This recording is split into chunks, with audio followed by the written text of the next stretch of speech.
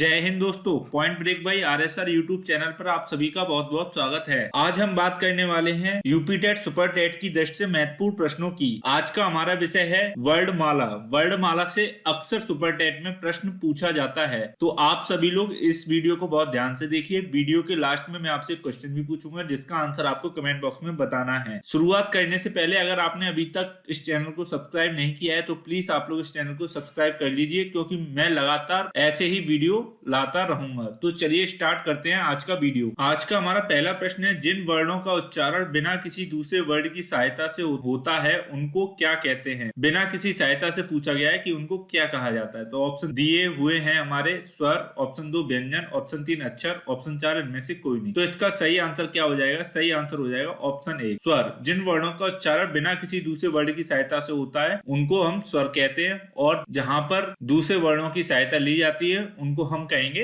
व्यंजन। आते हैं अपने अगले प्रश्न पर। अगला प्रश्न है हमारा क्वेश्चन नंबर 2, ह्रस्व स्वर की संख्या है। संख्या पूछी गई है कि कितनी है। ऑप्शन 1 है 4, ऑप्शन 2 है 5, ऑप्शन 3 है 6, ऑप्शन 4 है 7। तो इसकी सही आंसर क्या हो जाएगा? सही आंसर हो जाएगा ऑप्शन 1, ह्रस्व स्वर की संख्या कितनी है? 4। अब जान लेते हैं ह्रस्व स्वर किसे कहते हैं। तो ह्रस्व स्वर वो स्वर होते हैं जिनके उच्चारण में कम समय लगता है, उनको हम क्या कहते हैं? ह्रस्व स्वर। अब जान लेते हैं ह्रस्व स्वर कितने होते हैं या कौन कौन से होते हैं। वो होते हैं आ, ए, ओ और रे।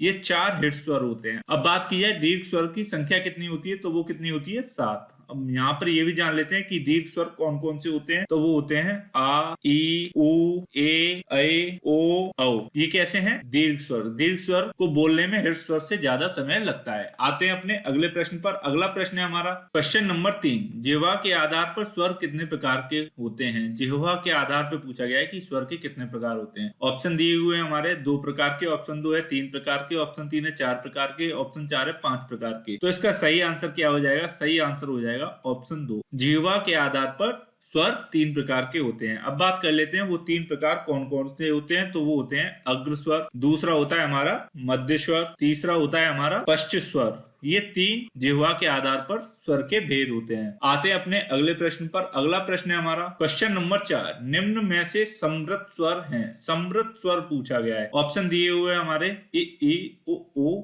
ऑप्शन 2 है ए, औ, ऑप्शन 3 है आ और ए, ऑप्शन 4 है ए, आ और ओ। तो इसका सही आंसर क्या हो जाएगा? सही आंसर हो जाएगा ऑप्शन 1, समृत स्वर कौन कौन से हैं? वो हो जाएंगे ए, ई, ओ, उ। अब बात की जाए अर्ध समृत स्वर कौन से हैं। तो अर्ध समृत स्वर होते हैं ए और ओ। कौन से होते हैं? ए और ओ। आ और ए कैसे स्वर हैं? तो वो कौन से हैं? विव्रत। कैसे हैं? विव्रत स्वर हैं। और ए, आ और ओ और आ ये कैसे स्वर हैं? ये कैसे हैं? अर्ध विव्रत। कैसे हैं? अर्ध विव्रत। आते हैं अपने अगले प्रश्न पर। अगला प्रश्न है हमारा क्वेश्चन नंबर 5, मूल व्यंजनों की संख्या है। मूल व्यंजनों की संख्या पूछी गई है। ऑप्शन दिए हुए हमारे 33, ऑप्शन 2 है 41, ऑप्शन 3 है 25, ऑप्शन 4 है इनमें से कोई नहीं। तो इसका सही आंसर क्या हो जाएगा? सही आंसर हो जाएगा ऑप्शन 1, 33 मूल व्यंजन होते हैं। अब बात की जाए टोटल कितने व्यंजन होते हैं। तो टोटल कितने होते हैं? 41। और 25 क्या होते हैं? ये होते हैं स्पर्श व्यंजन। कितने होते हैं? स्पर्श व्यंजन। का, चा, टा, ता और पा वर्ग इसके अंतर्गत आते हैं। क्या होते हैं? डा और डा भी आते हैं। आते हैं अपने अगले प्रश्न पर। अगला प्रश्न है हमारा क्वेश्चन नंबर 6, सा, स, स और ह किस प्रकार के व्यंजन हैं। ऑप्शन दिए हुए हैं हमारे ऊष्म व्यंजन, ऑप्शन 2 है अंतस्थ व्यंजन, ऑप्शन 3 है उत्क्षिप्त व्यंजन, ऑप्शन 4 है स्पर्श व्यंजन। तो इसका सही आंसर क्या हो जाएगा? सही आंसर हो जाएगा ऑप्शन 1। ये किस प्रकार के व्यंजन है? ये ऊष्म व्यंजन है। अब बात कर ली जाए कि अंतस्थ व्यंजन कौन से होते हैं। तो अंतस्थ व्यंजन होते हैं या, र, ला, व। कितने होते हैं? संख्या में ये 4 होते हैं। ऊष्म भी संख्या में 4 होते हैं। अब बात की जाए उत्क्षिप्त व्यंजन कौन से होते हैं। तो वो होते हैं ड और ड। कौन से होते हैं? ड और ड। और बात की जाए स्पर्श व्यंजन कितने होते हैं। तो स्पर्श व्यंजन संख्या में 25 होते हैं। कितने होते हैं? 25। का, च, ट, ता और पा वर्ग इसके अंतर्गत आते हैं। आते हैं अपने अगले प्रश्न पर। अगला प्रश्न है हमारा क्वेश्चन नंबर 7, निम्न में से अर्ध स्वर हैं। अर्ध स्वर पूछा गया है। ऑप्शन है या और वा, ऑप्शन 2 है रा, ऑप्शन 3 है ला, ऑप्शन 4 है डा। तो इसका सही आंसर क्या हो जाएगा? अर्ध स्वर कौन से होते हैं? वो होते हैं या और वा। या और वा व्यंजनों को ही अर्ध स्वर बोला जाता है। अब बात की जाए रा क्या होता है, तो रा को हम लुंठित व्यंजन कहते हैं। क्या कहते हैं? लुंठित व्यंजन। अब बात की जाए ला क्या होता है, तो ला को हम पार्श्विक व्यंजन कहते हैं। क्या? पार्श्विक व्यंजन। इसको क्या बोलेंगे? पार्श्विक व्यंजन। और डा की अभी हम बात कर ही चुके हैं, वो किसमें आता है? वो आता है उच्छिष्ट व्यंजन में। आते हैं अपने अगले प्रश्न पर। अगला प्रश्न है हमारा क्वेश्चन नंबर 8, काकल्य वर्ण कौन सा है? ऑप्शन दिए हुए हैं हमारे, या, ऑप्शन 2 है शा, ऑप्शन 3 है हा, ऑप्शन 4 है ड़ा। तो इसका सही आंसर क्या हो जाएगा? सही आंसर हो जाएगा ऑप्शन 3 हा।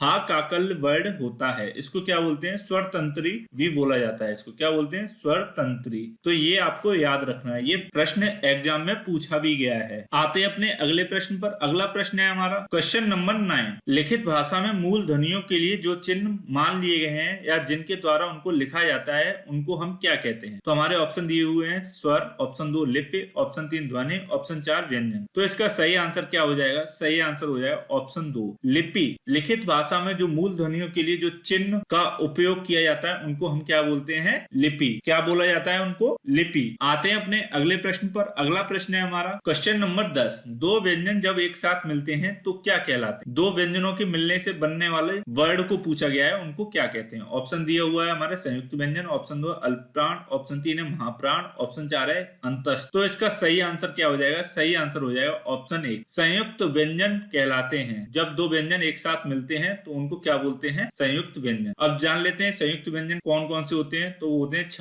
त्र, ज्ञ और श्र। ये 4 संयुक्त व्यंजन होते हैं। अब छ कैसे बनेगा? तो छ का और शा के मेल से मिलकर बनेगा त्र, त्र, त्र और रा के से बनेगा ज्ञ, ज और यहाँ से मिलकर बनेगा और श्र, ये बनेगा श और रा। तो ये भी आपको पता होना चाहिए। आते हैं अपने अगले प्रश्न पर। अगला प्रश्न है हमारा क्वेश्चन नंबर 11, हिंदी भाषा की कुल वर्ण लिपियां हैं, कुल वर्ण लिपियां पूछी गई हैं। ऑप्शन दिए हुए हैं हमारे 44, ऑप्शन 2 है 33, ऑप्शन 3 है 52, ऑप्शन 4 है 48। तो इसका सही आंसर क्या हो जाएगा? सही आंसर हो जाएगा ऑप्शन 3 52। हिंदी भाषा में जो कुल वर्ण लिपियों का मतलब है यहाँ पर अक्षर। कुल कितने अक्षर हैं? वो कितने हैं? 52। आते हैं अपने अगले प्रश्न पर। अगला प्रश्न है हमारा क्वेश्चन नंबर 12, दंतोष्ठ ध्वनि कौन सी है? दंतोष्ठ ध्वनि पूछी गई है। ऑप्शन दिए हुए हैं हमारे वा, ऑप्शन 2 है फा, ऑप्शन 3 है या, ऑप्शन 4 है रा। तो इसका सही आंसर क्या हो जाएगा? सही आंसर हो जाएगा ऑप्शन 1 वा। वा दंतोष्ठ ध्वनि है। तो ये थे आज के हमारे प्रश्न। अब चलते हैं कल के प्रश्न पर, जो कि आपसे पूछा गया था। कल का प्रश्न था हमारा कैंसर से संबंधित अध्ययन क्या कहलाता है? कैंसर से संबंधित अध्ययन पूछा गया था। तो इसका सही आंसर क्या हो जाएगा? सही आंसर हो जाएगा ऑप्शन 3 ऑन्कोलॉजी। क्या कहलाता है? ऑन्कोलॉजी। आते हैं अपने आज के प्रश्न पर, जिसका जवाब आपको कमेंट बॉक्स में देना है। आज का प्रश्न है हमारा हिंदी भाषा की कुल वर्ण लिपियां हैं, कुल वर्ण लिपियां पूछी गई हैं। हमारे यहाँ पर ऑप्शन दिए गए हैं, इनमें से जो भी आंसर आपको सही हो उसको आप कमेंट बॉक्स में कमेंट करके जरूर बताएं। अगर आपको ये वीडियो अच्छा लगा हो तो प्लीज इस वीडियो को ज्यादा से ज्यादा लाइक और शेयर करें। अगर आप हमारे चैनल पर पहली बार आए हैं तो #PointBreak को यूट्यूब पर सर्च करके सब्सक्राइब करें। मैं आगे भी लगातार इसी तरह के वीडियोस लाता रहूंगा जो आपकी तैयारी में बहुत ही महत्वपूर्ण होंगी। Thanks for watching. जय हिंद।